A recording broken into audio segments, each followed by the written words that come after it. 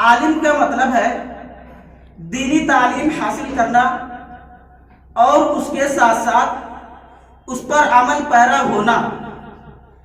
یہ نہ ہو کہ ہم دینی تعلیم حاصل کریں اور اس پر عمل پیرا نہ ہو۔ یعنی عالم کا مطلب ہی یہ ہوتا ہے کہ ایک عالم ہو اور اس پر عمل کرنے والا ہو۔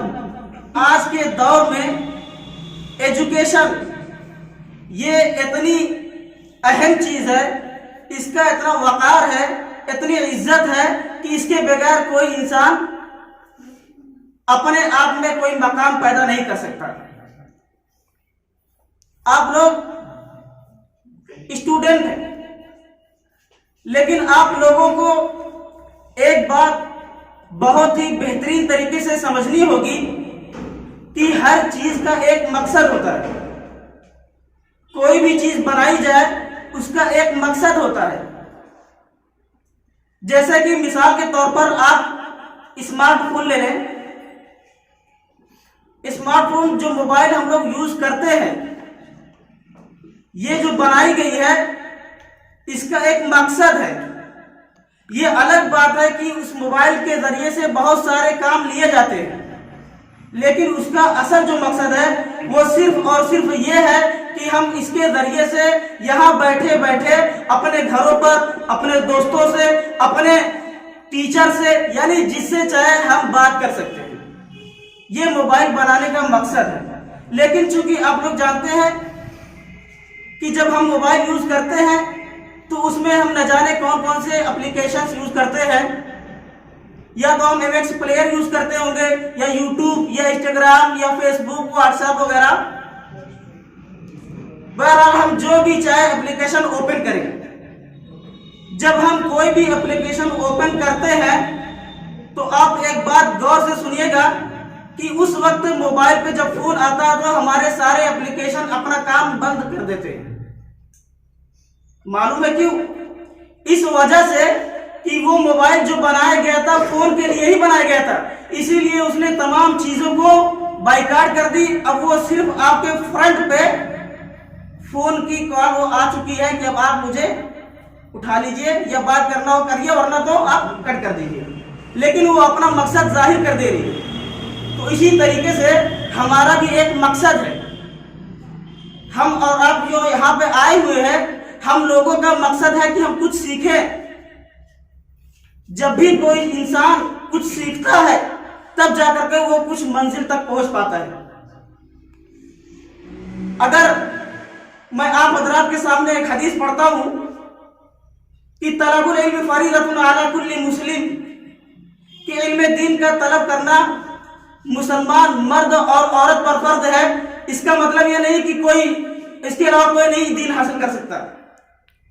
علم کا مطلب ہے وہ کسی بھی برادری کا ہو، علم کا حاصل کرنا ہر ایک کے اوپر فرض ہے، چاہے وہ چھوٹے بچے ہوں یا بڑے ہوں، ہر ایک کے اوپر علم کا حاصل کرنا فرض ہے، اب وہ چاہے دین ہو چاہے دنیا ہو۔ میں آپ حضرات کے سامنے ایک بات یہ عرض کر دینا چاہتا ہوں کہ آپ حضرات بہت ہی بہترین ہیں۔ مجھے جیسا کہ یہاں کی ایک ایک خبر ملتی رہتی ہے کہ ہمارے بچوں کی کیا پوزیشن ہے، اس وقت وہ کہاں پہ پہنچے ہیں، لیکن چونکہ میں یہ عرض کر دینا چاہتا ہوں کہ آپ میں سے کچھ سینئرز ہوں گے اور کچھ جونیئرز ہوں گے۔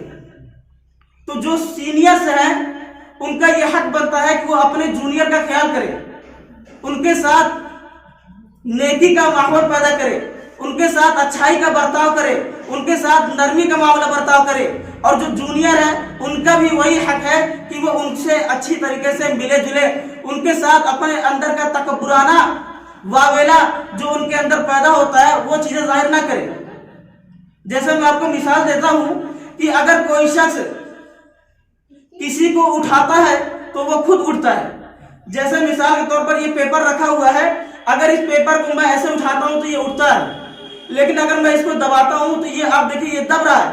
لیکن اس میں ہم نے ایک چیز غور نہیں کی کہ یہ پیپر جب میں دبا رہا تھا تو اس کے ساتھ میرا ہاتھ بھی دب رہا تھا۔ آپ اس سے یہ سمجھیے کہ جب ہم کسی کو اٹھائیں گے تو گویا کہ ہم بھی اٹھیں گے، اور جب ہم کسی کو دبائیں گے گویا کہ ہم بھی دب جائیں گے۔ تو آپ لوگوں سے یہی گزارش ہے، یہی ریکویسٹ ہے کہ آپ لوگ अपने जूनियर्स को, जो सीनियर्स है वो अपने जूनियर्स को हर एक चीजों की हिंट देते रहे, उनको बतलाते रहे, जो कमजोर है उनको पढ़ने की ताकीद करे, उनको बताइए कि आप इस चीज पर अमल करिए, आप इस चीज को लिख लीजिए, आप इस चीज को याद करके आइए। और जो जूनियर है उनका ये हक बनता है कि वो जा करके सीनियर से पूछे कि प्लीज मुझे ये बता दीजिए, मुझे ये सवाल नहीं आता है, मुझे ये पैराग्राफ नहीं समझ में आता है, आप मुझे इसको बतला दीजिए। ये दोनों लोगों के लिए। और इसके अलावा मैं आप लोगों से एक गुजारिश ये करता हूं कि आप लोग जो यहाँ पे आए हुए हैं, आप लोगों के जो आने का मकसद है, ये मकसद इतना अहम है, इतना कीमती है कि आप इस कीमती अल्फाज को नहीं समझ सकते। जैसे हर एक की माँ अपने बच्चे को 9 महीने तक पेट में बोझ ढोती है, उसके बाद जब वो जन्मती है यानी उसको जन्म देती है, जन्म देने के बाद से 22 साल की उम्र तक, 20 साल की उम्र तक, यानी जब तक उसका निकाह यानी शादी नहीं हो जाती, उस वक्त तक उनकी इज्जत करना, उनके साथ अच्छाई का मामला करना, उनके साथ अच्छा सलूक करना, यानी माँ और बाप दोनों उनके साथ अच्छाई का मामला करते हैं। जब माँ और बाप दोनों अच्छाई का मामला करते हैं तो जब हम यहाँ पे पढ़ने आए हैं, ये हमारे पढ़ने का मकसद क्या है?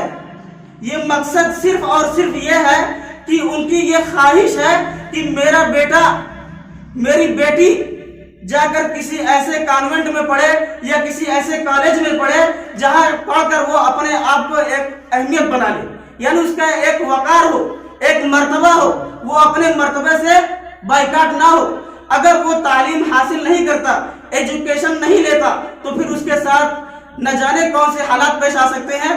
बहरहाल अर्ज ये करना था कि एक बाप अपने बच्चे के लिए, अपने बेटी के लिए, अपने बेटे के लिए न जाने कितनी कुर्बानियां देता है। मेरा आप लोगों से ये कहना है कि आप लोग अपने वालिदैन के यानी अपने माता और पिता के जो पैसे हैं उसको आप बर्बाद न करें, आप उसका फायदा उठाएं, आप उसको इस तरीके से फायदा उठा लें, यानी जब आप कहीं भी पढ़ने जाते हैं या पढ़ने आते हैं, जो चीजें ना समझ में आए फौरन आप खड़े होकर के वहां टीचर से समझिए, इसलिए कि ये हमारा हक है। अगर हम उस पर अमल नहीं करेंगे तो हमारे माँ बाप को तकलीफ होगी। और एक हदीस है कि रिज़ल रब्बी फी रिज़ल वालिद वसख्तुर रब्बी फी सख्तिल वालिद, कि माँ बाप की नाराजगी यानी माता और पिता अगर नाराज होंगे तो अल्लाह यानी भगवान भी नाराज हो जाएगा, और अगर माता और पिता खुश रहेंगे तो अल्लाह यानी भगवान भी खुश हो जाएगा।